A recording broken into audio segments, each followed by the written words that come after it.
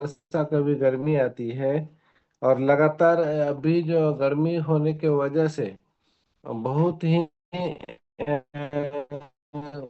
जबरदस्त बुखार आया बहुत सारे लोगों को, हर घर में एक बच्चे का स्टार्ट हुआ, उसके वजह से हर किसी को होना शुरू हो जाता है।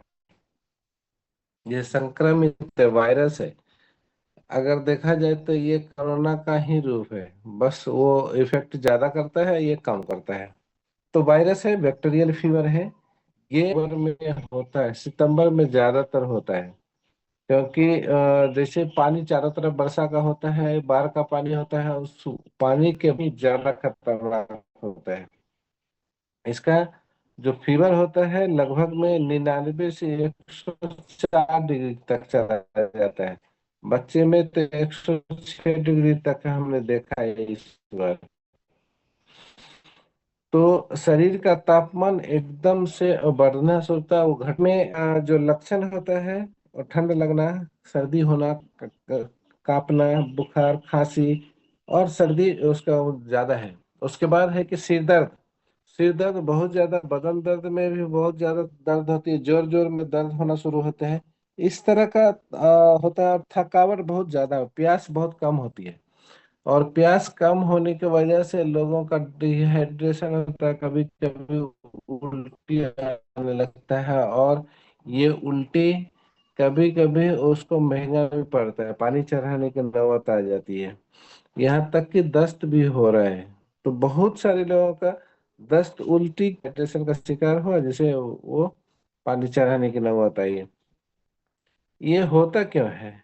इसका जो कारण है, उसका कारण है ये बैक्टीरियल इन्फेक्शन है। इस समय हम क्या कर सकते हैं? इसका समय हम जो कर सकते हैं, वो सबसे पहला काम होता है कि मरीज को आराम करना चाहिए। आराम और एकदम मेहनत नहीं, सो के रहना चाहिए। पानी गर्म, एनी टाइम गर्म पानी पीना चाहिए।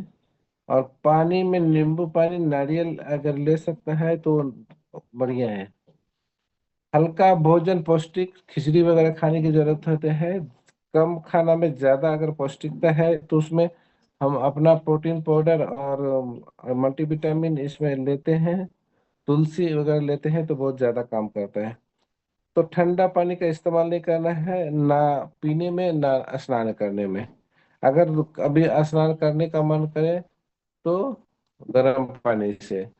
और हर समय अगर ज्यादा फीवर चढ़ता है तो फीवर के वहां पे क्या करना चाहिए? ठंडा पानी से सर धर को धोना चाहिए। ठंडा पानी से सर को धोना चाहिए और गर्म पानी से पैर को धोना चाहिए। नहीं तो गर्म कपड़ा पैर में लपेट के रखना चाहिए। ये इसका सही तरीका है।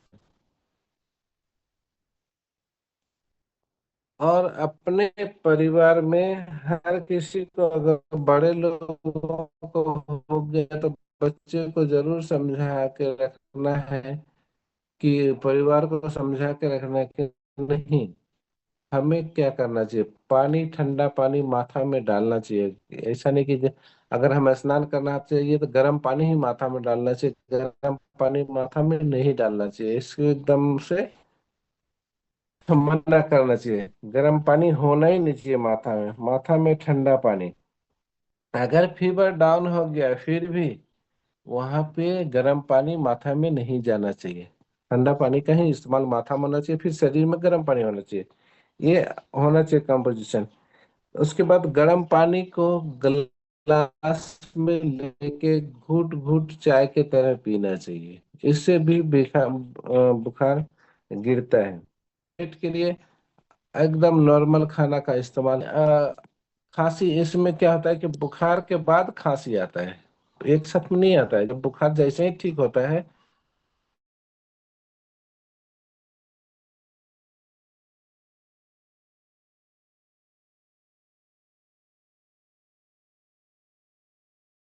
शुरू होता है। तो यहाँ पे हमें जो बचना है, ठंडा पानी का इस्तेमाल से जरूर बचना है।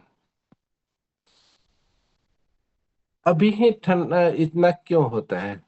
इस समय में होने का जो रीजन है, गंदा पानी, गंदगी। इतना ज्यादा मौसम में इतना वेट है, यानी कि इतना नमी होता है पानी में।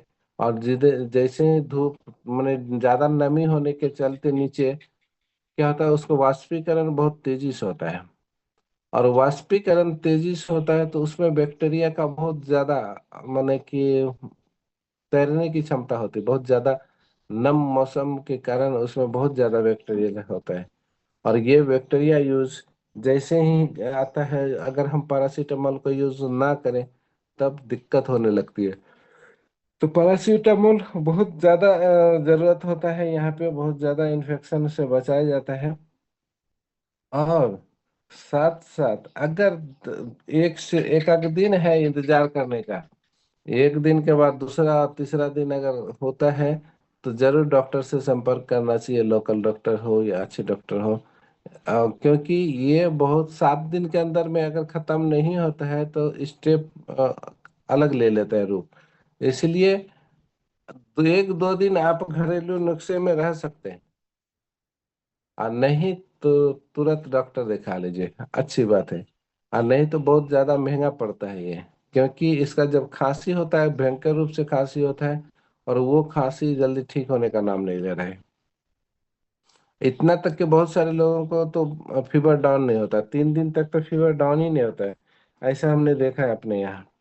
तो कहने का मतलब है कि हमें बचना चाहिए। अब हमें बचने के लिए हमें क्या करें?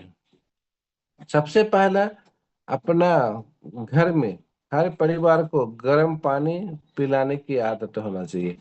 हर किसी को गर्म पानी पिलाया जाए।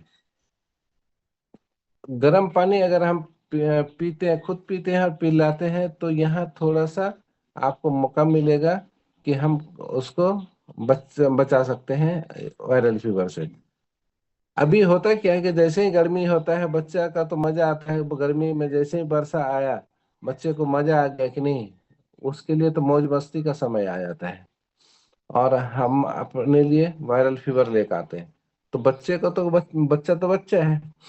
तो यहाँ पे हम जो देखे हैं, बच्चे को ठंडा भोजन, जैसे दोपहर का चावल शाम में ना खाने दें। क्योंकि बचते हैं तो वो जितने लोगों को देखते हैं, महिला इसमें ज्यादा आती है, कि दोपहर का चावल शाम में खाना, ये बहुत बड़ा कारण है महिला और बच्चे के लिए। तो उसको ये ठंडा खाना या तो फ्रिज में रखा हुआ खाना अभी के डेट में एकदम से ना हो। आ, क्योंकि उसमें बैक्टीरिया इन्फेक्शन ज्यादा होने, फूड पॉइजनिंग ज्यादा होने के चांस है। क्योंकि अभी बहुत ज्यादा डायरिया हो रहे हैं, तो डायरिया, फूड पॉइजनिंग से बचेंगे तो फीवर और डायरिया दोनों से बच सकते हैं। अब रही बात हम करें तो क्या करें? सबसे पहले अपने इम्यूनिटी को बचाने के लिए गर्म पानी हमने बताया। उसके बाद अभी अपने पास जो तुलसी है, तुलसी का इस्तेमाल बहुत ज्यादा होना चाहिए। क्योंकि तुलसी हमें वायरल फीवर से निजात भी दिलाती है और होने से बचाती भी है। तो तुलसी का इस्तेमाल बहुत ज्यादा होना चाहिए। उसके बाद प्रोटीन पाउडर डेली होना ही होना चाहिए 5। अभी जैसे ही हीट आया था, गर्मी आई थी, तो इसमें बहुत सारे लोगों का कंस्टिपेशन बहुत ज्यादा हुआ। तो कंस्टिपेशन से भी बचना चाहिए, उसके लिए हमें फाइबर का इस्तेमाल जरूर करना चाहिए। तो ये हो गया कि हम कितना ज्यादा सप्लीमेंट का इस्तेमाल कर सकते हैं। हरे पत्तेदार सब्जी का इस्तेमाल जरूर करें, और ये ध्यान रखें कि हम जो सब्जी खरीद रहे हैं मार्केट से, वो सब्जी हमारे लिए सुपाच्य है, मौसम का है या बेमौसम का है। यानी कि यहाँ अभी तो बाढ़ हो रही है हर जगह, तो बाहर से सब्जी आता है। तो मौसम का सब्जी होना चाहिए, बाहर से आए कोई फर्क नहीं पड़ता है, मौसम का सब्जी होना चाहिए। अभी जो सीजन चला इस समय का जो सब सब्जी है वो खरीदने की जरूरत है, ना कि अभी आ रहा है पत्ता गोभी बंदा गोभी दोनों आ रहा है, वो इस्तेमाल एकदम से नहीं होना चाहिए, क्योंकि उसमें बहुत ज्यादा पॉइजनिंग है। ज्यादा पॉइजनिंग के चलते उसे हम अवॉइड करेंगे। ऐसा नहीं समझेंगे कि हम अपने घर में बढ़िया सब्जी खरीद के ला रहे हैं, पैसा है तो हम ज्यादा अच्छा महंगा सब्जी खरीदना, कभी नहीं सोचना चाहिए हमें कि महंगा सब्जी। वो सब्जी जो समय से पहले आया हो समय से बाद में आया हो, दोनों सब्जियां हमारे सेहत को ज्यादा का ज्यादा नुकसान करता है। इसके पीछे रीजन क्या है, उसको प्रोटेक्शन पैदावार करने के लिए बहुत ज्यादा खाद बीज का इस्तेमाल किया जाता है। इतना बार उसमें स्प्रे होता है, इतना बार उसमें एक्सप्रे जहर का और इसका होता है कि वो सारा का सारा हम खाते हैं। और वो खाना हमारे लिए सेहत के लिए बहुत ही खतरनाक होगा, क्योंकि इस समय ऑटोमेटिक सभी लोगों का डाइजेशन वीक होता है। अब भी थोड़ा सा भी हम हलक हट के खाएंगे तो डाइजेशन मेरा खराब होना ही होना है। मीट मछली अभी अगर खाते हैं तो हमारे शरीर को नुकसान होने का ज्यादा से ज्यादा चांस होता है। इसमें देखा गया है कि ज्यादातर लोगों को मीट खाने वाले को डायरिया हो रहा है, मछली खाने वाले को भी डायरिया हो रहा है। क्यों? क्योंकि अभी मछलियों में बहुत सारी गंदगी होती है, बहुत सारा गंदा होता है। इसलिए सावन के महीना से के बाद भादो जो हम लोग कहते हैं, ये सारा महीना पवित्र होता है। उसमें हम लोग को मछली का इस्तेमाल कम करना चाहिए। क्यों? क्योंकि बहुत सारी बाहर की गंदगियां मछलियों में होती है, डाइजेशन वीक होता है। इसलिए हर समय हरे पत्तेदार सब्जी का इस्तेमाल करना है। और अपने परिवार को गर्म पानी से जरूर इस्तेमाल कराते रहिए। और ताजे भोजन का बस माने कि होना चाहिए, ताजा भोजन। भोजन ताजा होगा तो बहुत कम हमारा डाइजेशन खराब होगा। इसके बाद अगर हम करें तो क्या करें? अभी जो है हम लोग होम्योपैथी से ज्यादा बिलीव करते हैं। तो कुछ चीज अपने घर में होना चाहिए, जैसे एकोनाइट, बेल्डोना, जेल्शियम, इस कुछ विटामिन माने कि दवाई है, जो अगर थोड़ा सा अगर हम शुरू में दे देते हैं तो क्या होता है कि उस इपिकाक वगैरह, तो हमें लंबा खर्चा से हम बच सकते हैं। थोड़ा सा प्रोटेक्टिव हम लोग को रखना है। तो थोड़ा सा अगर इस्तेमाल कराते हैं तो क्या होता है कि शुरू शुरू में जैसे एकोनाइट फर्स्ट डोज होता है, फीवर आया तो उसको हम 2-3 बार खिला देते हैं, फिर उससे ज्यादा जाता है तो बेलोना खिलाते हैं। तो क्या होता है कि हम अपने परिवार को ज्यादा लंबा खर्चा से बचा सकते हैं, उसको कमजोरी होने से बचा सकते हैं। ये प्रोटेक्टिव है। तुरंत डॉक्टर को तो जरूर दिखाना चाहिए, लेकिन तुरंत अगर हम थोड़ा सा लेते हैं, थोड़ा सा पैरासीटामोल का इस्तेमाल करते हैं बॉडी वेट के अनुसार से, जैसे 650 बहुत मोटा वजन वाले हैं उसको ले ले, अगर थोड़ा सा कम है तो 500 वाला ले ले, बच्चे हैं तो 250 125, इस तरह का अगर हम पैरासीटामोल का इस्तेमाल करते हैं तो फर्स्ट में एक दो जैसे ही स्टार्ट हुआ अगर हम उसको डाल देते हैं तो क्या होता है कि वो फीवर डाउन हो जाता है और हमारा शरीर अपने जगह पे आ जाए। यानी कि कम खर्चे में थोड़ा सा बच सकते हैं। लेकिन थोड़ा सा भी ज्यादा होता है तो हमें डॉक्टर की सलाह लेनी चाहिए। डायरिया में तो जरूर लेना चाहिए, डायरिया में इंतजार नहीं करना चाहिए, क्योंकि डायरिया जानलेवा होता है। तो यहाँ पे हम लोग यही कहेंगे कि सारे जो लोग मिला जुला के स्वस्थ रहेंगे, मस्त रहेंगे, और अपने परिवार को स्वस्थ रखेंगे। बस इतना ही। Thank you sir. Anand sir.